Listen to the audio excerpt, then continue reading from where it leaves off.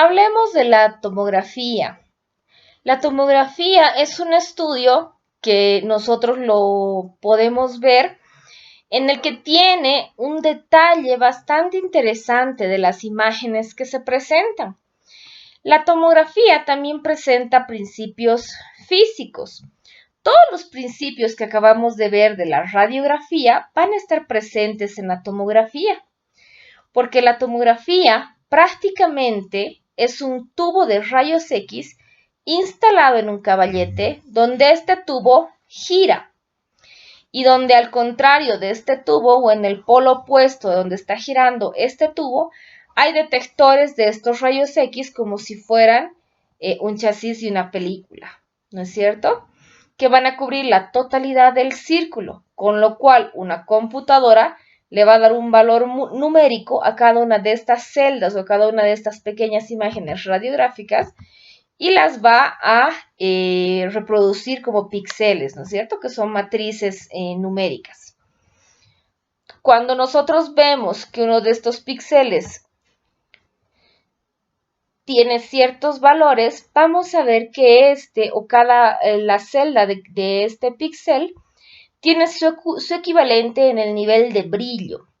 Cuando nosotros juntamos todas estas celdas con el nivel de brillo, ¿no es cierto?, lo que en la pantalla forma la imagen, podemos ver la estructura que conocemos.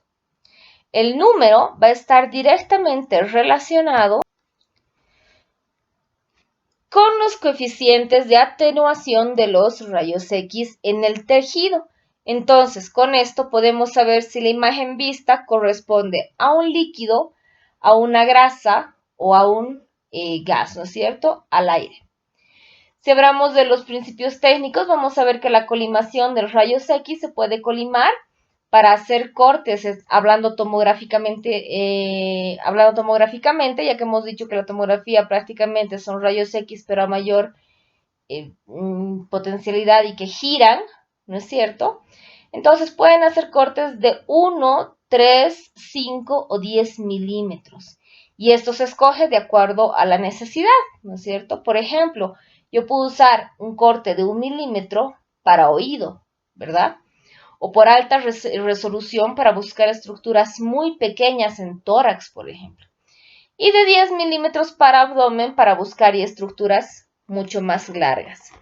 El intervalo de corte es cada cuánto se hacen los flashes de rayo. ¿Por qué?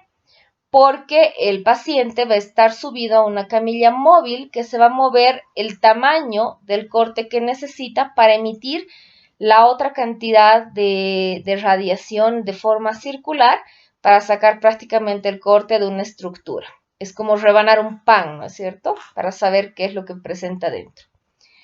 El sistema helicoidal, convencionalmente, presenta un tubo de rayos X, exactamente igual, han debido escuchar de la tomografía helicoidal. Pero, ¿qué es lo que sucede? Este está activado y girando alrededor del paciente, ¿ya?, de una forma, pero nuestro paciente se encuentra quieto, ¿sí? El estudio se hace entonces secuencialmente. Hay un disparo de rayos X, desplazamiento del paciente en esta camilla móvil. Otro disparo de rayos X, otro desplazamiento y obviamente los desplazamientos van a ser de acuerdo al corte que queremos que tenga. La última innovación son los equipos de tomografía computarizada de sistema helicoidal o espiral, como les decía, que mientras el tubo gira continuamente, sin hacer los flashes de la tomografía computarizada simple, sin hacer los momentos de disparo del rayo, comienza a disparar y no se detiene hasta que tiene la imagen de toda la estructura que nosotros hemos programado. Ese es el sistema helicoidal. Es como pelar prácticamente una naranja, ¿no es cierto? Tiene una estructura continua. Y el paciente también se desplaza de forma continua. Esto ha permitido que el tiempo del examen, ¿sí?, si bien se haga más largo, la imagen que se pueda obtener de la misma pueda tener una característica de poder generar reconstrucciones. ¿Por qué? Porque al ser helicoidal y no perder espacio entre uno y otro corte, entonces la estructura se puede reconstruir de forma tridimensional. Entonces tenemos la tomografía con reconstrucción, ¿no es cierto? Su aplicación principal va a ser la angiografía, más que todo para determinar vasos. Ahora, obviamente, también en fracturas muy complejas, por ejemplo, en cráneo, en cara, también se lo utiliza bastante para determinar dónde y cómo es que están siguiéndose las líneas de fracturas en estas estructuras tan delicadas y tan pequeñas. El siguiente estudio que tenemos a mano es la ecografía. Este estudio es un estudio que, como su nombre lo dice, está generado por eco, ¿no es cierto? El eco es sonido. Entonces va a ser la ecografía generada por sonido. Este es de los exámenes más bondadosos que tenemos, es de los exámenes más inocuos. ¿Por qué? Porque al no generar radiación, estos exámenes se pueden aplicar en pacientes embarazadas, porque no hay una alteración de la genética del producto, como en los otros exámenes. Entonces, el ultrasonido es cualquier sonido con frecuencia más alta del rango normal de la audición humana, ¿no es cierto? La audición humana va de 20 a 20.000 Hz. Mientras está fuera de este rango se llama ultrasonido. ¿Cómo es que esto se genera? Hay un principio físico fundamental de todos los ultrasonidos médicos que es el efecto piezoeléctrico. Esto consiste en que una onda mecánica, como es el sonido, ¿no es cierto?, produce un cambio en la distribución de las cargas eléctricas de ciertos materiales, generando un impulso eléctrico.